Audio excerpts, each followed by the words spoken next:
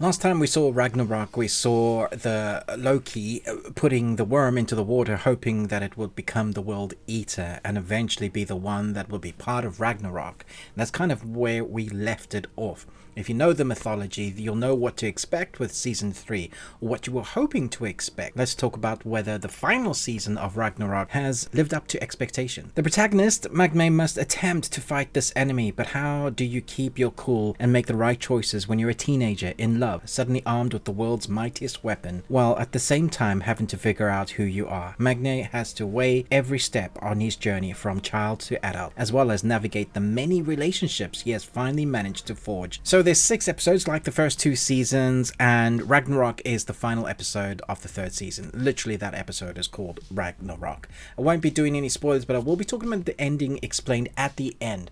So for now, this is just the review. I think I need everybody to temper their expectations of what the 3rd season is going to be, because my expectations were quite high, especially with how we left the end of season 2. I wanted Magne to become Thor, really, Odin to really kind of get off his walking stick, become the gods that we've seen them the way they were iterated before. But really, if you've seen the little bit of action sequences we've had in amongst all of the drama in the first 2 seasons, that's really what you're going to get here. In fact, there's a lot more drama that goes on here. We deal more with the relationships that Magne has made, and that for me was quite frustrating. The things that work in this season, and especially as we draw close to the story, is part of the relationships that work with the aesthetically pleasing surrounding. It looks beautiful, it's wonderfully filmed.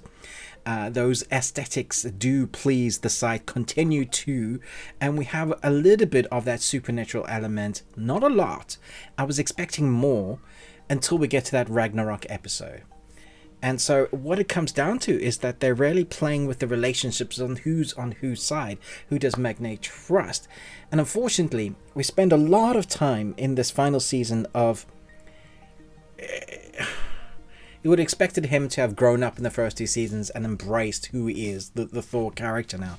But he hasn't done that. In fact, he becomes a bit of a douchebag in this series. And it's very hard for him to root for him. So then you're wondering who you're rooting for, because they're trying to play off the Giants being the good guys somehow. And yet we keep seeing the Giants kill off people and what they've done previously the last 2. So it's a really weird mix of a storyline. And I was hoping that they would veer away from that sort of drama and storytelling and kind of embrace what we've kind of wanted to see. Not just that action, but maybe a story that would eventually have this climactic battle with giants and Norse gods. Unfortunately, that's not what you're going to get here. So when I said temper your expectations, you definitely need to. The best moments come from some of those relationships that we've seen being brought up in the first 2 seasons, but there aren't any amazing battles like we had in the first 2 seasons. You know, some of those combat moments, there just isn't that in this season. I do think a lot of fans are going to be disappointed, especially when we get to Ragnarok. For what we've had with these characters, it's sad to see them goodbye, because we've seen them grow from strength to strength and the actors really embrace with what they've been given in the storyline. It's nice to see a different take on this Norse mythology into the modern world. I understand what they were doing and how they're trying to create it.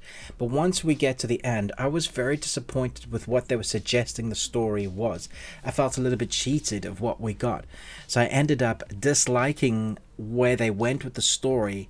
I wanted something different, but maybe my expectations should have continued to go along the route with what they were really setting us up for the first 2 seasons. I shouldn't really be that surprised. So it's more of the same. If you like the first 2 seasons, it's more of the same, but just not quite as good as the first 2 seasons. In the comments below, who's been your favorite characters so far? What have you liked their iteration, their version of? Unfortunately, I never really saw the gods come like out of their shells, of their human pretense.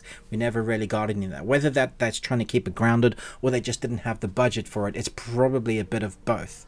So what works is the cinematography, the way it looks, the score, the acting is good, and the drama sometimes is entertaining, but for the most part you wanted the lore to kind of shake off the dust, shake the shells that they've created and become what we know they are.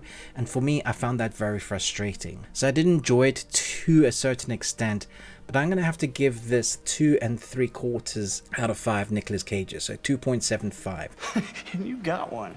Congratulations. Which I didn't expect because I was hoping for more from it. Let me know your thoughts down below. I'm going to talk about the ending now, so this is your spoiler warning. When we get to Ragnarok, I think some people are going to be confused as to what the series was suggesting. Right at the beginning of, even in Season 1, Episode 1, they were suggesting that the things that our main protagonist, who had like the Thor mythology, the bloodline, the power, eventually the hammer, they were suggesting that it was all in his mind. And again, they continue to suggest that in Ragnarok, and how he maybe needs to grow up, that it was all in his mind. And so we see him play out this sort of battle, which is, it looked fairly cool, but still it all felt very CG, in smoke. There wasn't a lot of choreography going on, just kind of slow motion, someone being attacked with a weapon, someone going down. And so he's playing that all out in his head, and then we get back to reality. So you could take it to mean that none of what happened, the supernatural stuff, was real, and it was just about him having to deal with the psychology of his mind not being okay. At the same time, I personally believe that it was them coming to terms with this peaceful resolution, putting their weapons down, and being okay with a new era. But I thought it was quite amazing that if that is the way they went, and they went through a new peaceful era, the amount of people that the giants had killed, especially the one dude, and I think a lot of that didn't come out, or the other side didn't know, that they just were so quick to forgive them on that route. That was a weird way for the story to go. We never really get to see Odin come out of his shell or be as powerful as he should be, or the other gods exhibit powers like they should be. But this has always been a very grounded series, although we did start getting into those mythological weapons, those, you know, their abilities, who they are. We have the hammer, which seems to be controlling our main protagonist the whole way through, and he listens to it more than he listens to his friends, which is why it's again another thing about stop reading those comics, which we see him physically bin the comics and come out of these childish things. One, how dare you? Comics are for everybody. It's not childish to read comics or manga or graphic novels. All of that is really cool and amazing artwork. So they were suggesting he would grow up and be able to put childish things down and come out of that kind of mind storytelling. This is a weird way to go. It felt a little bit like Lost, like, oh, they were all dead anyway. I hope that's not what they're suggesting, but you could interpret it that way. So let me know if you did, or you were thinking that they just come to this peaceful resolution at the end. Love to hear your thoughts in the comments below. Let me know your best bit or your worst bit. What were you hoping to see at the end of this? Thanks so much for watching, but most of all, until next time, remember, live long on Tuesday.